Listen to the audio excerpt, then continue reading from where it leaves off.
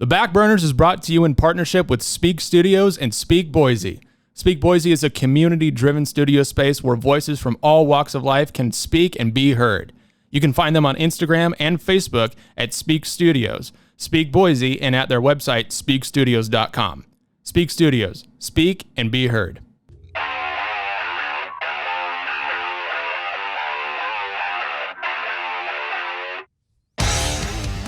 Hello and welcome to the 18th episode of the Backburners. I am Dylan J. Sherman.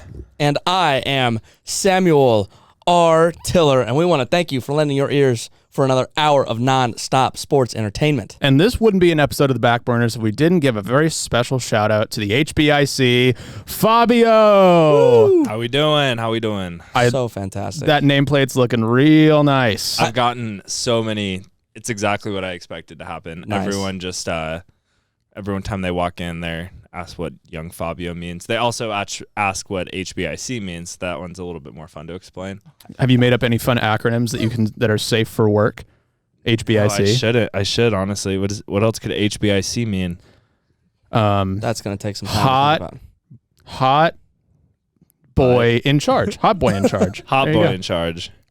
That works too. Has it been mostly like a positive response though? Oh yeah, definitely good. positive. I think once I explained that you guys got it for me, it makes a lot of sense. I think some people just assume that I bought it for myself, which would be just You should tell people terrible. that you did buy it for yourself. I think that'd be way funnier.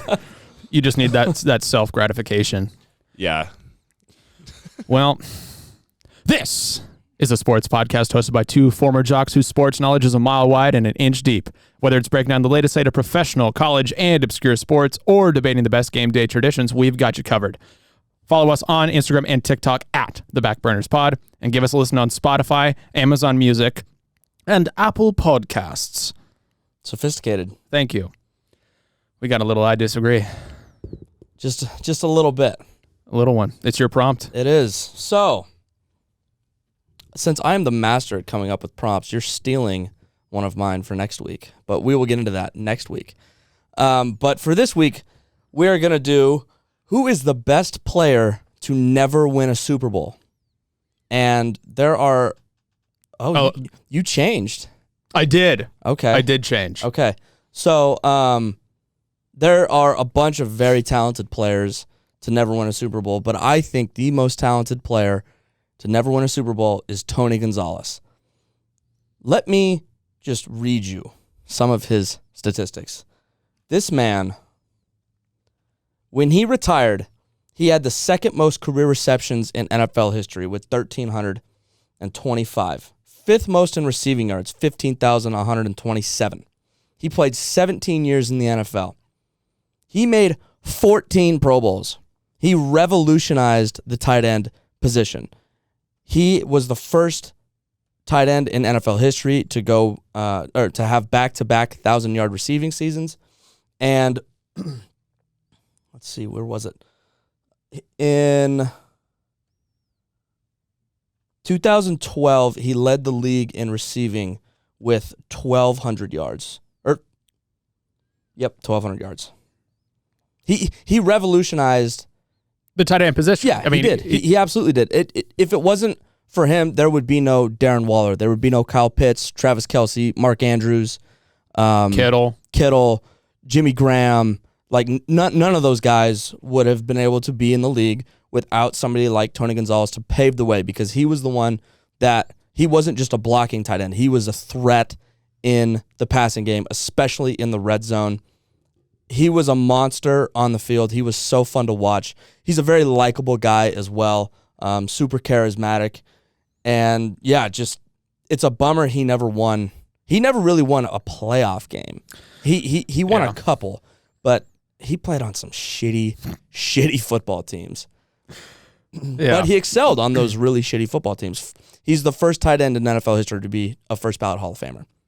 He revolutionized the position of tight end. Yeah. Again, it's one of those ones that it's really hard to disagree with. However, I do disagree. I think the best player to never, ever win a Super Bowl, T.O., Terrell Owens. Fuck that guy. This man is an absolute maniac. Let me just read you some of his stats. He ranks 3rd in NFL history for receiving yards, 8th in total receptions, 3rd in touchdown catches, 5 first-team All-Pros, 9 seasons with over 1,000 yards. He ranks 17th in receiving yards per game, the only player in NFL history to score 2 or more touchdowns against all 32 teams, one of 12 players to have at least 2 offensive touchdowns of more than 90 yards, and he was the oldest player to accumulate 200 combined yards from scrimmage in a single game, and he was 36 years old. Yeah, he's an interesting cat, that T.O., whether it's, dancing on the Dallas Cowboys midfield logo. Dumping popcorn in his face. Dropping a ball into the Salvation Army bucket because that was his donation. The NFL actually made a rule after him, the Sharpie rule. So once upon a time, he caught a game-winning touchdown against the Seahawks, funny enough, and took a marker out of his sock. He signed the ball and threw it up to his financial advisor who was sitting in the stands. And ever since then, players are not allowed to have markers. So keep them at home, please. That's a very interesting rule. Is he also the one that took the phone call or the phone out from underneath the pad around the goalpost? See, I can't remember if that was him or Chad Ochocinco. Yeah. Because Ochocinco's done some funny stuff, too. He tried to bribe a referee. Yeah, with a dollar. With a dollar bill. Yeah, Tia, for as much crap as people give him. Well, he's a piece of shit. I don't want to go that far. He's a piece of shit. Okay, just an absolute monster. There was I think a time 4 or 5 years ago he was thinking about making a comeback, and he was well into his 40s, and he looks shredded as fuck. Yeah, but he's not like going up against NFL corners in those videos. No, but it's still impressive the way that he's been able to take care of his body, and he's an absolute physical freak. Yeah. He played in the Super Bowl against the Patriots with like a broken ankle. I mean, he, an absolute warrior. I think he is the most talented player to never win a Super Bowl. My other pick was going to be Dan Marino. Yeah, I think Dan Marino is the most classic pick. Yeah. But I decided to switch it up with T.O. because he's just a fun guy to me. One time I saw him at the mall in Seattle, and he was looking at a pair of shoes that I don't think any human should ever wear. And that's all I remember. I remember this guy who was like 6'5", wearing some gold, like kind of leopard skin kind of attire. Don't really know. That's so I haven't met him. I've done seen him. You done seen the I boy? done seen him. He's really tall. Well, yeah, he's an NFL player. Really tall. There was also that famous interview moment where he was crying. I think somebody was trashing Tony Romo. Yeah. That's my quarterback. That's my quarterback. That was in like the preseason too. That wasn't even like late in the season. Somebody was shitting on Romo. Yeah, he's an interesting young man. I think he suffers from CTE for sure. Probably. Yeah. He does. He has like a quarter of a brain. That man's fucking dumb. You're just not very subtle with your criticisms, are you? No, I mean, I picked Tony Gonzalez. He's a very likable guy. He is. I like Tony Gonzalez. He's a TV personality. Like, he's just a very likable guy, a genuine, nice man. And then you just go off and pick somebody like T.O. I'm not denying his talent because he was one of the most dominant receivers in the NFL for quite some time. But he's also not a first ballot Hall of Famer. He's not in the Hall of Fame.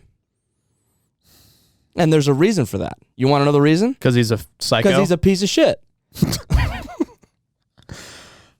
I just thought he was like my favorite receiver growing up. You're a piece of shit. I guess I am. Well, I mean, who wins this one? I don't say you. Well, look, I picked somebody that everybody likes, and you picked somebody that everybody hates. Even if he played for your... even Cowboys fans are like, yeah, T.O.'s out of his fucking mind. Let's call Scout. No. Actually, no, that's a bad idea. Let's not call Scout. Well, that's been I Disagree. We got a fun one. I won. Shut up. We got a fun one next week. I'm a winner. You are not a winner. You are Look delusional. At these hands. You are delusional. I don't think today we're going to get as angry as we did last week because I was quite upset. You were quite upset. I was quite upset. That's okay. I mean, it turns out that actually could help you with a win-loss tie thing, but for now, I just need you to take another L. I'm in the lead. We got a very special intern report, and by very special, I mean very intense. I did not read that this week. I fucked up. You idiot. Sorry, Mackenzie. Let's see. We're not doing hot take this week, but her hot take was that the Bucks are going to sign Richard Sherman. And she said, disclaimer, I wrote this hot take on Monday, and on Tuesday when she wrote it, I wrote this hot take on Monday, and on Tuesday he had a meeting with the Bucks. So technically, her hot take may be correct. Her hot take. Wait, it's about Josh Gordon. Sorry, I wasn't listening. Richard Sherman. You're not listening to me? No, I was paying attention to our social media manager. She was taking a boomerang. Oh, wow. Are you? Was I in it? Of course you're in it, you idiot. I better be. Yeah, she. Wasn't a boomerang today. Shh. You don't have a microphone. Be quiet. Mackenzie said that the Buccaneers are going to sign Richard Sherman. Oh, interesting. Yeah. Let's see. Any college football? Because they need another playmaker. Well, they do because Sean Murphy Bunting is out. Oh, that's One right. of their top corners. He fucked up destroyed his elbow. Yeah, that was gross. Let's see. What did she write? Let's highlight a couple college games. Arkansas beat Texas A&M. Huge upset in the SEC, and now A&M has an off week before they play Alabama at home. Wisconsin, Notre Dame. Notre Dame was strong from the start, had a good quarterback connection and a strong defensive line. And another hot take, Danica Patrick was a poor guest picker on College Game Day. I did not watch College Game Day. I did not watch College Game Day. I barely watched like any football this weekend. Let's see. The Bills Mafia in the NFL shut out the Mormon King, and the Jets are constantly called a rebuilding team, but I think that's no excuse for a team that just isn't connecting. Well, here's the thing about the Jets is I said that Zach Wilson is going to be a bust, or at least considered a bust early in his career. Jets fans are already calling for him to be benched. He doesn't have any talent around him. It's the worst team in the NFL. He throws a lot of picks. Yeah, but he has nobody to throw to. He's got Corey Davis. Whoop-de-frickin-do. That guy's not a top 25 receiver in the league. Like, I understand Jets fans are pissed because he's supposed to be like the second coming. And he played great in college, and now he's with, Saleh as a head coach. But look, there's just such a short temperament for rookie quarterbacks, and they think that they're just going to solve all their problems, and that's just not the way the league works. Yeah, he threw 4 interceptions against the Patriots. You know who else has thrown 4 interceptions against the Patriots? Like every rookie quarterback ever, because Belichick is a defensive mastermind. Jets fans need to fucking chill. Anything else of note? Let's see. She was very disappointed by the Seattle Seahawks. I'm so glad I didn't watch that game. Yeah, it's good that you didn't because I had an aneurysm watching that defense. I would have been pissed. Trey Flowers needs to be benched. Well, yeah, he sucks. The Chargers beating the Chiefs. Chiefs are last in the AFC West for now. Yeah, that's my mom's bag. Let's see. Anything else? Oh, wait, no, it's not. That was almost my mom's spaghetti. Yeah, Justin Herbert looked like an MVP. He looked very good. He looked really damn good. Your hot take a little while ago might come to fruition. It might. Yeah, I mean, I think Matthew Stafford's probably the front runner for MVP at the moment. But I think that's ridiculous. I think that Kyler Murray is playing such better football. I think he's so much more exciting to watch. Yeah, but Stafford has like the best completion percentage in the NFL. He's thrown 9 touchdowns in 3 weeks. I mean, he's playing great. I think the Rams are a shit team for shit people. Clearly, they're not a shit team. They just beat the Bucs. I think they're so boring to watch. I think they are unbearable to watch. I hate the Rams. I do too. I hate the Rams. I do too. I fucking hate them. But I mean, they're a little more bearable to watch now that they have like competency at quarterback. But it's just like, oh my God, my idea of the Rams is any game they play, it's like a 17-12 win. Not last week. It was 34-24. I'm just saying in the past with Goff at quarterback. It's just because they couldn't score any fucking points. It's just like horrible football to watch. Like the Rams-Patriots Super Bowl was, I mean, I watch a lot of bad TV. That was some of the worst television that I've ever watched in my life. I didn't even watch that Super Bowl because I knew it was going to be bad. It was so dog shit. Yeah. Two shit teams. I purposely did not watch that shitty game. Stupid fucking Rams. The Rams didn't even deserve to be in that Super Bowl because of that blatant missed PI. That's right. Against the Saints. Like, no. Look, I hate the Rams too, but Stafford's playing great. But back to Herbert versus Mahomes. You know, Herbert played him twice last year, and he held him close. Mm-hmm. Both times. That was his first game, right? It was against the Chiefs? I don't think so.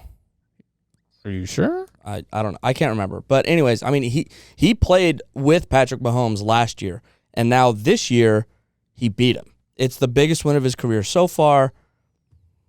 He's a generational talent, that one. I'm looking up his first game because I am curious. I think it was against the Chiefs. I thought it was like the Raiders or the Broncos or something. I don't know. Yep. Oh, it was against the Chiefs. Oh, okay. Well, that's been the intern report. Thank you, intern, for all your hard work. Well done, yet again. Let's get into some mom's spaghetti. Mom's spaghetti. Would you like me to kick it off? Go for it. Okay. We were blessed with a fantastic football game. The 49ers versus the Green Bay Packers. And let me give you a little recap. The Niners scored a touchdown with 37 seconds left in the game that put them up 28-27, and everyone on planet Earth knew that the game was not over because Mr. Aaron Rodgers was getting the football. He completes 2 beautiful deep balls to Devontae Adams, sets him up in field goal territory. Mason Crosby hits a 51-yard game-winning field goal. And that was Aaron Rodgers has 18 fourth-quarter comebacks and 26 game-winning drives. And at the end, during his interview, he lays down a quote that touched me to my core, that tickled me pink. He said, "How can you not be romantic about football, man?" That's a baseball line. Yeah, but it still tickled me pink. This shows to me that he is still invested in the team and the team's success. And all the shit that went down in the offseason is sort of behind him. It's not behind him. It's not behind him, but it's showing that he does give a shit about the success of the team. If he didn't care, then he wouldn't have played, or he would be playing like dog shit just to send a fucking message. And this is a huge middle finger to the media. But because to counter your point there, if he plays like dog shit, then everybody's going to say, oh, he's out of his prime, he can't play anymore, the Packers need to move on, blah, blah, blah, blah. And then when he's not there next season, he's going to lose a lot of money. So it's not in his best interest to play like shit. It's in his best interest to play at an MVP level. I guess it is to show that he can, yeah. Because he's gone after this year. Yeah. I'm very curious where he's going to end up. Denver? The Jets? No, he's not going to New York. Again, I think I talked about this. I think we talked about this in our first episode. Yeah. How the media just is always looking for a story because, you got to feed the machine. You got to send out the news to people. This is a huge middle finger to the media. But they're not. It's not like they're looking for something that's not there. This is clearly a story. It's going to be a story all season long. They're not just making shit up. No, they're not. But I think it's become such a thing where that's more of the focus now. Anytime that Aaron Rodgers' name comes up this season, it's all about, the Packers, him and the Packers. How about you focus on him playing fucking football? That's what he fucking does. Same thing that happened with Russell Wilson in this past offseason. Now, mind you, I think that Russell Wilson was in the right. He demanded to have better protection up front, and he wanted to have a say in who was going to be the offensive coordinator. That's basically what Rodgers was saying, too. Right. And it was the media. There was a story. I checked the news every fucking day in the offseason because there were so many stories about Russell Wilson. Oh, he's going to get traded. Where's he going to go? The top 5 trade destinations for Russell Wilson. Stop looking for shit. Focus on playing. That's what they do. Stupid media assholes that we are technically a part of. I'm a self-hating member of the media. Sorry, rant over. Yeah, you said we weren't going to get as heated this week. I hate idiocy. When I just hate digging for things that just focus on the player. But they're not, but what I'm trying to say But they're beating a fucking dead horse. But it's one of the most interesting storylines this entire season because they know that there's tension there. And whenever he plays bad, like he played bad week 1 against the Saints, like, you know, and he got really mad at the media saying, you're overreacting, like you're blowing this out of proportion, blah, blah, blah. But it's a real thing that you have to look at. And whenever he plays bad, there's going to be question marks. Because, like, where is his focus? Is his focus on this team? Or is it, where am I going to be next year? He just proved it the past 2 weeks that he's still playing terrific football. And what's frustrating to me is that when you watch every single pregame show or every single, you know, Monday night or Sunday night coverage, whatever it may be, about the Packers and Aaron Rodgers, it's only about that. It's not, they're not talking about what's happening on the field. It's the only thing that the media can talk about. But and then it spirals and spirals. Yeah, but that's the job of the media. They're supposed to look at these storylines and talk about it. Eventually, in the, you know, latter parts of the season, they'll get into like, oh, like this is how well he's playing. But the narrative is still going to be, this is how well he's playing in his last season for the Packers. That's going to be the narrative all season long. Because it's one of the biggest stories in the NFL since Tom Brady was leaving New England. I mean, he's a generational talent at quarterback. So when he's leaving a team that he's been with for 17 years, then it's going to be headline news for 18 weeks. Potentially more once they get into the playoffs. So you can't just shit on the media for doing their jobs. I'm just very tired of hearing about the tension. You know, it's like I feel like they're just beating a dead horse. Okay, then Rodgers shouldn't have went on a fucking 15-minute rant his first day of training camp shitting on the Packers front office. If you don't want that kind of media attention, don't go out there and shit on the organization that drafted you, has paid you hundreds of millions of dollars, and now you think you've been treated unfairly, and so you just like go out there and just shit on him to the media. He caused his own drama. He's acting like he's a victim in this situation. He's the reason that this is all happening. He did absolutely light them on fire. Yeah, like, dude, come on. If you're really focused on football, you don't go and host fucking Jeopardy for 6 weeks.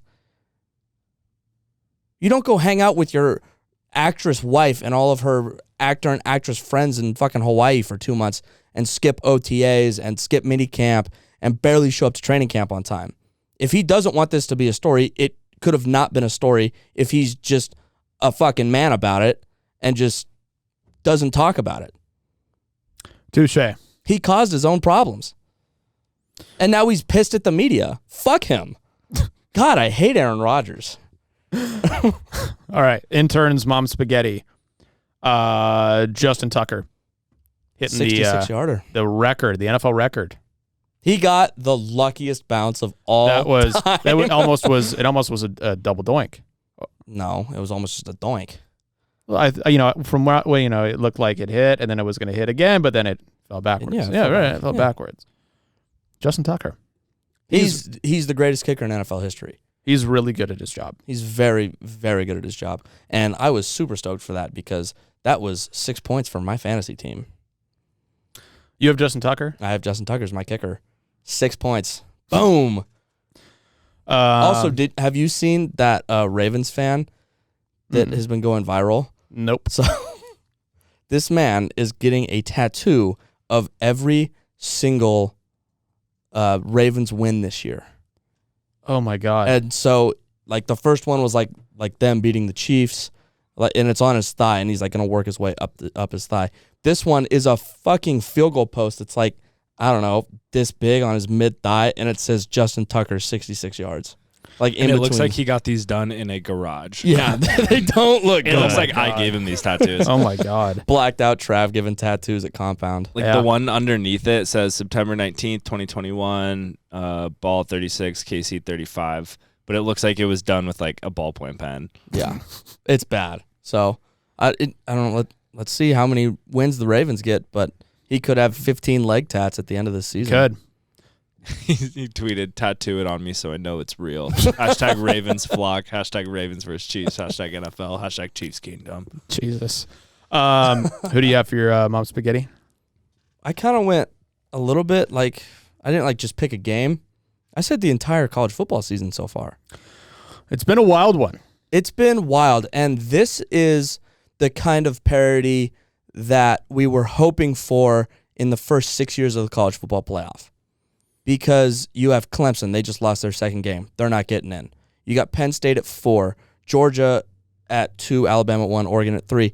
And it looks at this point, we are 4 weeks into the season, that there are so many good teams in college football right now.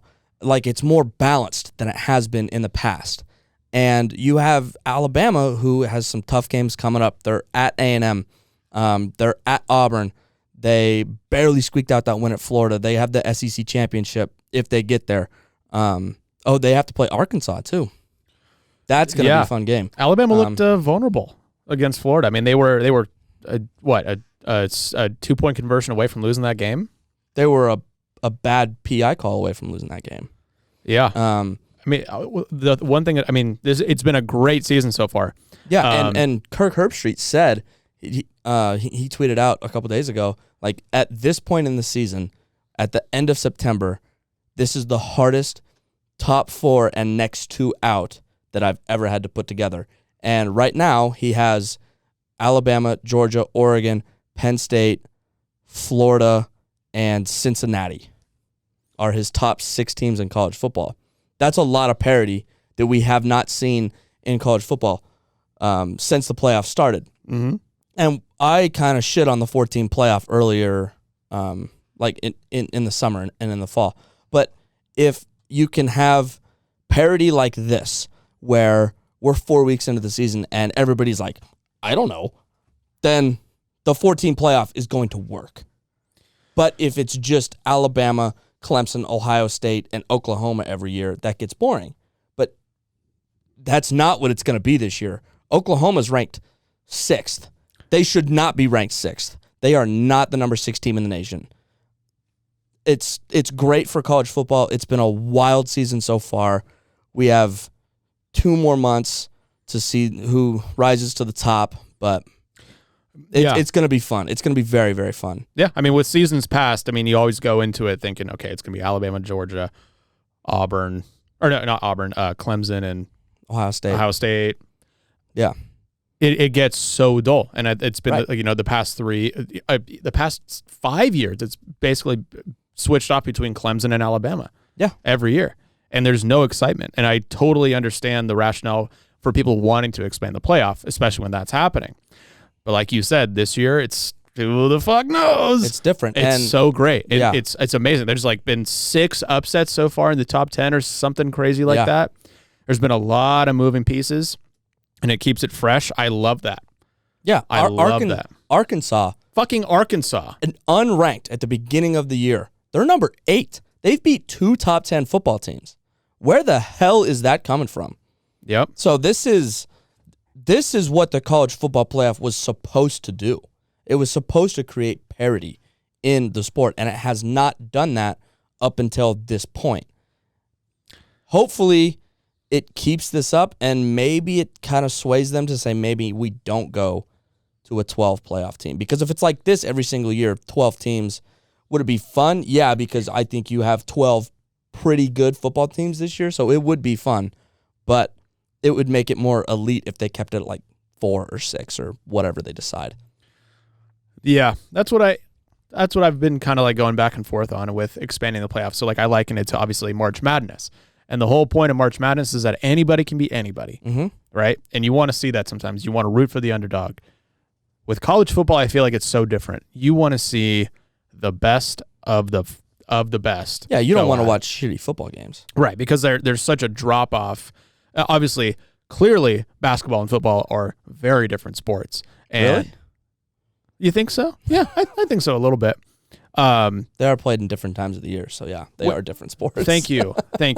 I mean, in terms of talent disparity between teams, right? There's a lot of very, very, very good basketball programs, and there's only a few handful of very, very, very, very, very good football programs in the country. Yeah, and they're always good. Yeah, and so the thing with the playoff is that the college football playoff is like I want to see the best. I don't necessarily want to see, a 12th ranked Iowa State beating an Auburn or beating a Clemson or an Alabama or whatever it may be. I want to see the fucking best. I want to see the road dogs who made it 13 weeks, who won their championships, who won their conferences, who kicked ass, go at it. Yeah. Yeah, absolutely. I agree with that. So yeah, the parity right now is fantastic. Everybody's just kind of like, I don't know. And it's great. I love it. Yeah, and Georgia, shit, I mean, they could lose a couple football games. I mean, they play Florida October 30th in Jacksonville. And that's gonna be a great game. So they could lose that game. So Florida could still win the East. Georgia can still win the East. Arkansas could win the West. Alabama could win the West. So there's parity in the SEC right now, and all across college football. Penn State kind of came out of nowhere this year. People expected them to be better than they were last year, but nobody thought they were going to be this good. That game against Michigan coming up in November is going to be the telltale sign for both of those teams. The only bad part about this season is that the Pac-12 has just disappointed. They got out to a hot start. There were, I think, 3 or 4 teams ranked in the top 25, and now there's just two. Was it UCLA and Oregon? Yeah.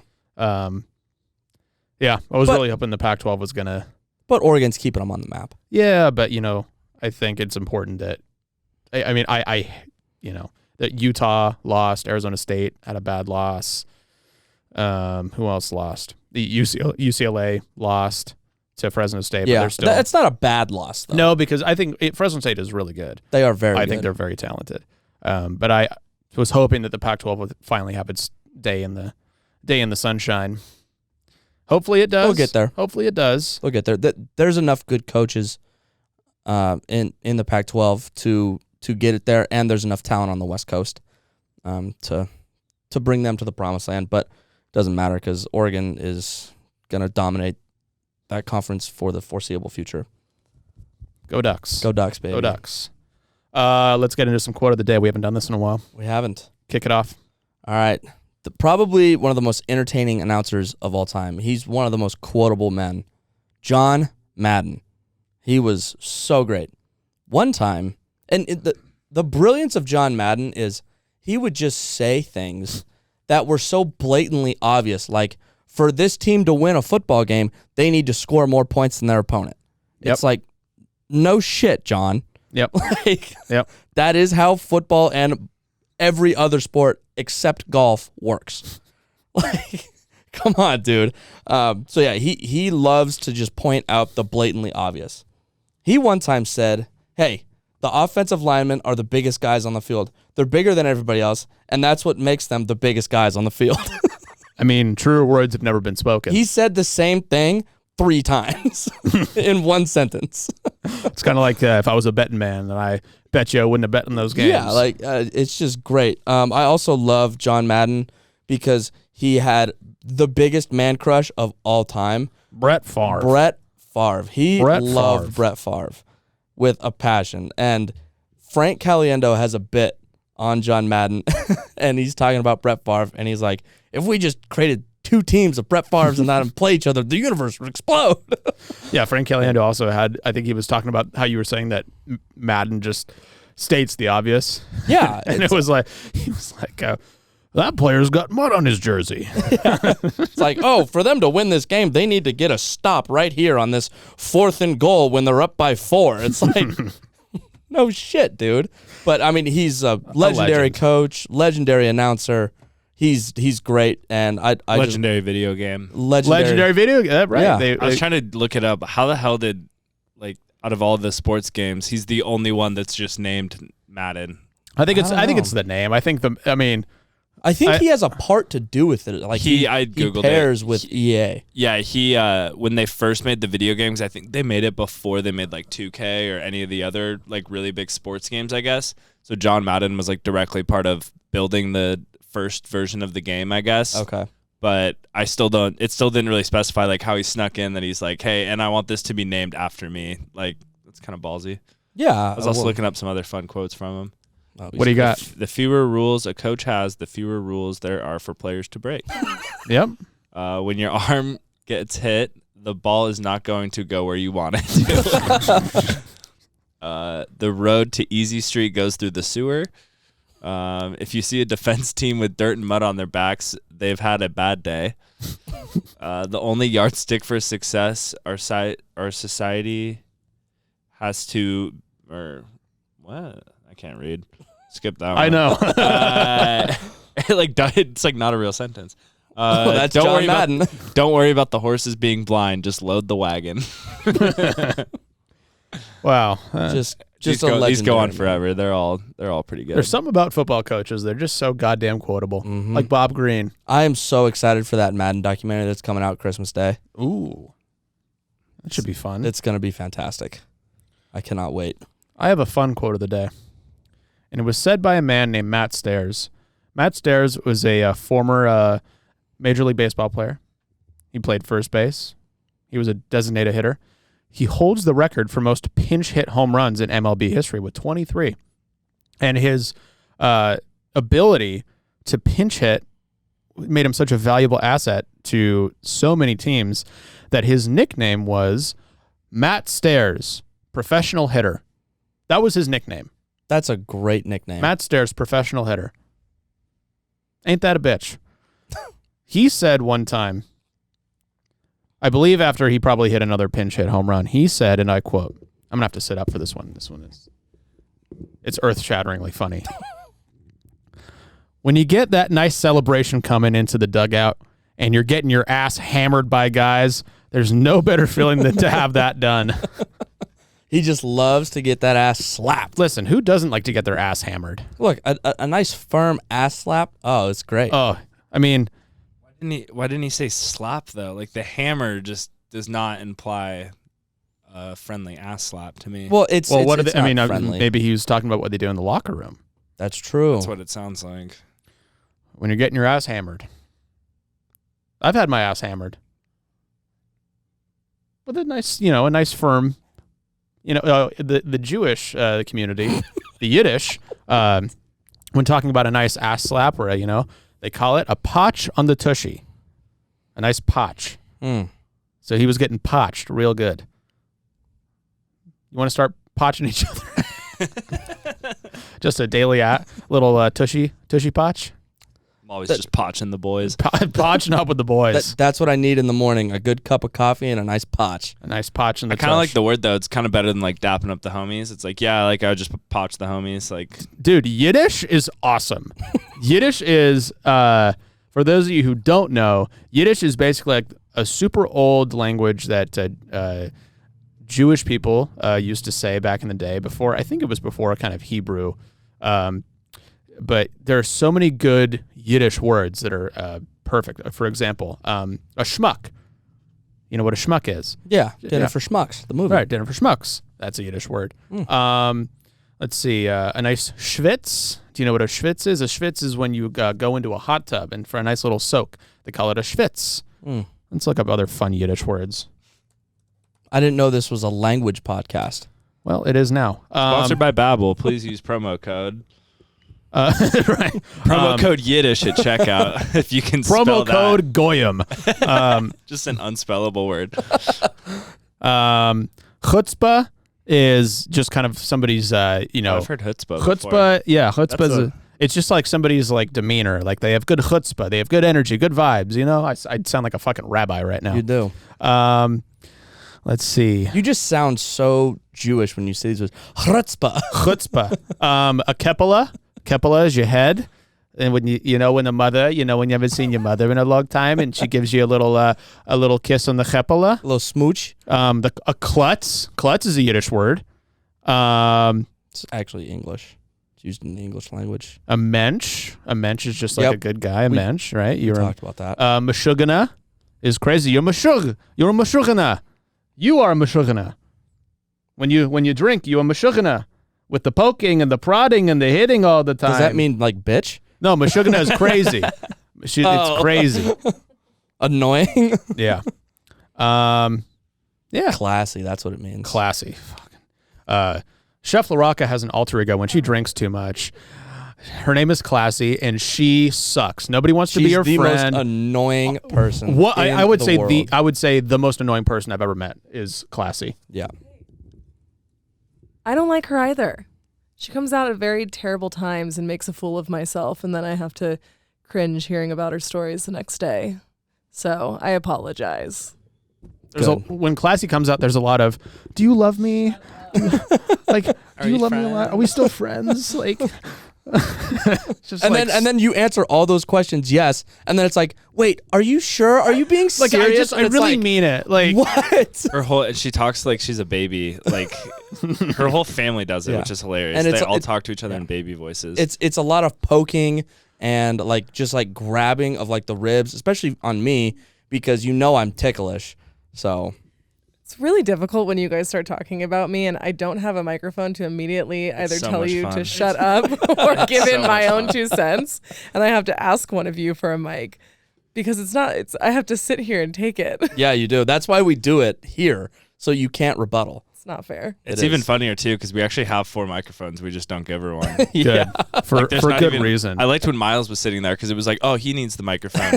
He does. Like, yeah, there's just no need. I figured out the best way to avoid Classy though is just get drunker. No, just get drunker than Classy because then you won't have to experience any of it because you'll be within your own alter ego. So.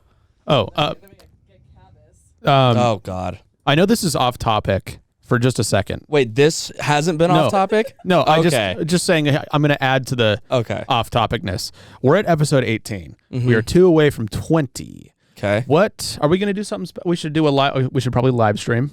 Yeah, I'm down. Go live. We can go live, but we should also do something. Little mashug. Do you want to do another eating contest? Can you dress as a full Orthodox Jew? He does have that costume. I do have a rabbi outfit. I could do that. I would be very happy to do that. I would just have to figure out what my name would be. And do it in an accent. The entire podcast. Oh, I can bring a gun in if you want. Dress up as our own stereotypes. Okay. So Jew, redneck. Perfect. All right. I just needed to. And let's do some sort of like eating contest. Should we do another eating contest? Let's make it pork. Can we? Oh, that's fair enough. Can you, Chef? Can you make a poll on our story and see what kind of eating contest our fans should have us do for our 20th episode? Let's do ice. Oh God. 20 ices? No, like ice, like physical ice, like cold ice. You want us to just sit here and chew ice? Yeah, we just have 2 bags. You have 2 minutes. How many pieces of ice can you eat? I don't know that. It was the first thing that popped in my How would we head. even measure that? I don't know, but I'm just picturing like you guys just choking because it's like so cold and it's like it feels like water, so it doesn't seem that bad. But it's like after 2 minutes of just necking ice, it seemed like it'd be rough. See, like we did the hot dogs. Chugging would be interesting. Let's chug a half gallon of milk and then see who can do the most burpees before one of us pukes. Yeah, we're not throwing up. I will not be doing that. We could do spice. We could do spice. You guys just take spice? What? Oh, not the drug. Not the drug Not the spice. drug. Not the drug spice. We could do like a hot ones, like a little knockoff on mildly warm ones. Anyways, that can be for future debate. Yes. Or have you guys heard of the hottest chip in the world? Yes, the Pocky one chip challenge. I mean, you guys could do the 1 chip challenge. We could do the 1 chip challenge. Sounds we have enough time that you could order them and have them be here. We could do that. I want to see what our fans have to say though, because they're probably going to think of something devious. Yeah, it's probably going to be a lot meaner. It's probably going to be like just, I don't know, do it naked or. Nobody wants to see that. Sherman just podcasting in a Speedo. Oh. Ooh, I don't want to live stream it. I will. The problem is the way the not camera show angle for set that. up. Would not be flattering to that area. Well, my computer, like turn the camera on me. Doesn't my computer cover up my? Yeah, but then it just looks like you're ass naked because it's like That's it would just true. be covering all the fabric on your body. Like it'd get pulled off YouTube in seconds because they would just be like, "What is going on here?" If I did it in a Speedo, you would have to wash this chair. Oh, yeah, 1,000%. I already wash it after you leave every time. Because you're dirty. I'm a dirty little boy. Geez, let's get back on track here. Here's another fun one we haven't done in a while. Down bad. You didn't read the intern's quote. I didn't read the intern's quote. I'm sorry, intern. The intern's quote is said by a man who needs no introduction. The most Oakland man in the world. The most Oakland man in the world, Marshawn Lynch. He said one time, Michael Phelps wouldn't have been on a Wheaties box if I stuck with swimming. I love Marshawn Lynch. There's some jokes in there that I'm not going to say. Please don't go there. God damn it. Thank you. All right, let's go. Let's move on to down bad. Let's go down bad. My vote, you. That was my vote too. Like, God. So for those who don't know, I was in the dirtiest, most wonderful place in the world this past weekend. America's anus. And that is the great free state of Florida. Good old Florida and Ronnie D down there. They know how to fucking live right. Good God. But anyways, I was at the Florida-Tennessee game. And to say I had some fun would be an understatement. Gator wrestling? Yeah, no, none of that. I have a little bit of a brain.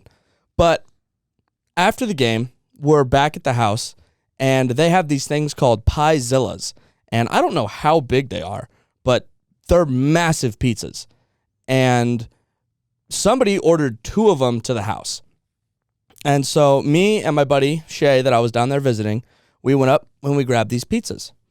And then we're walking back downstairs to like where the dining hall and their game room is in this house. And I took a little slip down the stairs and fucked up my ankle. Take it. Show the camera your ankle. I got to take off my sock too. All right, hold on. This one's for you, Ben Miranda. Oh, this could be fall toes. This is not summer toes. You see that? Yeah. Yeah, it's bad. Is that a bruise? Yeah, so I don't know like what exactly happened. But I took a rather big fall down the stairs. And when it first happened, like I didn't think I like fucked myself up at all. But because like my right knee was like up by my right ear. And so I thought like I was more worried about like my knee or something going out. And then like 20 minutes later, I'm sitting on the couch watching the Oregon game, and I'm like looking at my foot, and I'm like, oh man, it's kind of getting swollen a little bit. And then 10 minutes later, my buddy Shay comes up to me. He's like, dude, your ankle is fucked up. And then on Sunday, I could barely walk on it. And yeah, that's what happens when I go down to Florida. I just fuck myself up. And then on Sunday, I got extremely sunburnt, and I was extraordinarily hungover, and I was just down bad on Sunday. And then I had to sit in a goddamn plane for like 6 hours yesterday. That was horrible. Down bad you are. It was a rough weekend. All right, so my down bad involves a man who's been on this show a couple of times before, the alien life force himself, Matthias Waro. Every year we do a fantasy football league, you know, like every group of men do. And he's been known, he's notorious for having a very questionable draft strategy and draft process. Well, that's why we have him in the league. Right. Is because we know he's not going to win. Right. So, I just want to read. So he's 0-3 right now. Which is not surprising. Let me just read you his team. His starting quarterback, Ryan Tannehill. But he took Matthew Stafford in the first round. That's right. No, I thought he took somebody else. No, he took Stafford in the first round. Did he? Okay, So he took a quarterback, not an elite fantasy quarterback. No. First round. His running backs are Sony Michel and Chase Edmonds, so he does not have a true RB1. He does have Stephon Diggs and Chris Godwin. He has Logan Thomas. Jerry Jeudy is his flex, who is out. He has the Bucs defense and Jason Sanders as his kicker. Let me just see the standings. Well, he has Tim Tebow on his bench. He did draft Tim Tebow. Yeah, he's in last. He's in dead last. No shit. Nobody else. Everybody else in the league has won a game, right? Yeah. What are you? Are you 2-1? Yeah, I'm 2-1. You are. I'm 2-1. Our division, the division that I'm in, is going to be tight. Very, very tight. I just want to say that he's down bad because I want him to lose this year. Unlike last year, somehow he failed his way into second to last place. Yep. And we had our friend Corey do the IHOP challenge, who, when I came up with the IHOP challenge for the punishment, because I'm commissioner, I'm the big boss man, king of the castle. What? I made that punishment for Matthias. I wanted to see Matthias eat 22 pancakes. And somehow he did not end up eating 22 pancakes. So this year, we still haven't decided a punishment yet. No, we haven't. There's been a bunch of ideas thrown out, but we haven't settled on one yet. Yeah, we do need to figure that out. Yeah, we got time. I'm hoping that Matthias comes in last because I want to see him do something heinous. So that's my down bad. And let's wrap up the show with our favorite segment, Line of the Week.